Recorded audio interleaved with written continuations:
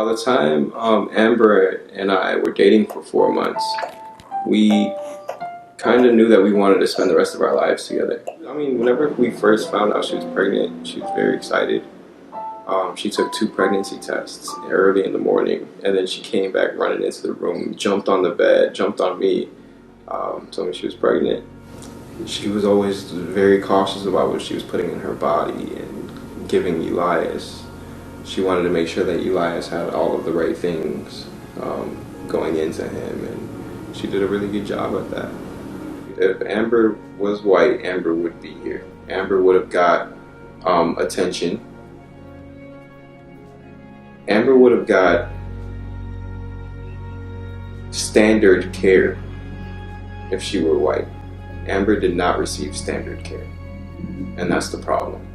Amber passed away April 21st. You know, COVID's starting to peak. In March, we didn't see a doctor at all. You know, she's coming into her 3rd trimester. So coming from being seen every 2 weeks to every week, she's supposed to be seen every week. They're not seeing her. We're doing telehealth at this point. So they're doing Zoom calls with Amber. Oh, take your iron pills. Check your blood pressure.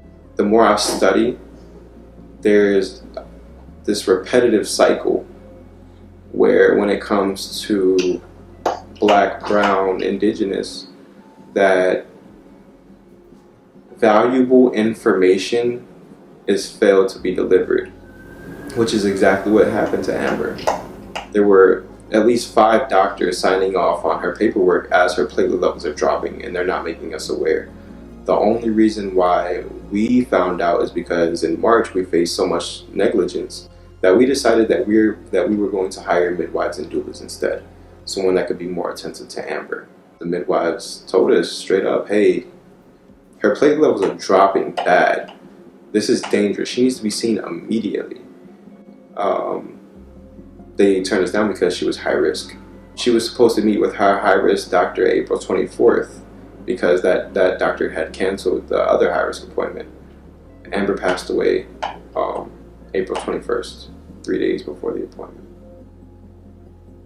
3 days before the appointment. They had to perform a C-section. She developed HELP syndrome. And if they would have caught that early on, they would have known what it was. They didn't even know what it was until the day that she died. It's rare, but it's very treatable if caught early on. 100% preventable. This alters our whole life. This changes the course of everything we had planned. Amber and I had so many plans.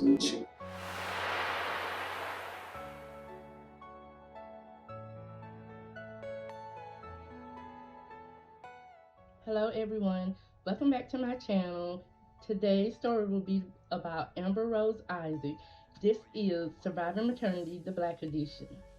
Amber Rose Isaac is 26 years old and resided in the Bronx, New York.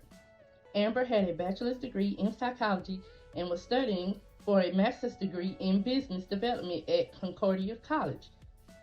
She dreamed of opening a daycare in the Bronx and Harlem with her longtime partner, as well as a goal to bring therapy in the form of art to low-income families. Amber Rose excitedly prepared for her new journey into motherhood, though she had some reservations related to giving birth in a hospital setting. There was some mistrust on her part related to the care she would receive being an African American woman. Amber's mom had once worked at the same hospital system for over 25 plus years, and at one time her mother even transferred related to biases she felt she experienced related to being an African American pregnancy. Unfortunately, in February, Amber was informed that her platelet levels were dropping, therefore she was a high-risk pregnancy, so she would have to be treated by a traditional doctor, therefore canceling out the idea of her having a doula. Amber developed what is known as HELP syndrome, HELLP. Per the March of Dimes, only a sparse amount of patients perish to this condition, and it's usually if they're not treated correctly. There were allegations that Amber's medical team would ignore her phone calls and never took her concerns seriously. Eventually, Amber would finally be admitted to the Montefiore Medical Center located in the Bronx, New York. Due to follow-up lab work that confirmed her platelets level were declining. Because of the pandemic policies, she would have to be admitted in the hospital alone. Therefore, she could not have any family, friends, or her significant other with her. Amber labor was induced and she would have an emergency C-section a month earlier than her due date and without her assigned surgeon, even though Amber's surgeon was aware that she might have needed him or her, they were not there. A beautiful baby boy would be born. Less than an hour later, Amber would pass away, never laying eyes on her precious baby boy, the baby she had so excitedly awaited for. The irony is that less than 1 week before, Amber had tweeted that she would be exposing the incompetent doctors she had been in care of in her first pregnancy via Twitter. Now that sweet baby boy will never experience being held by his mother, who so desperately awaited him. May Amber rest in eternal peace.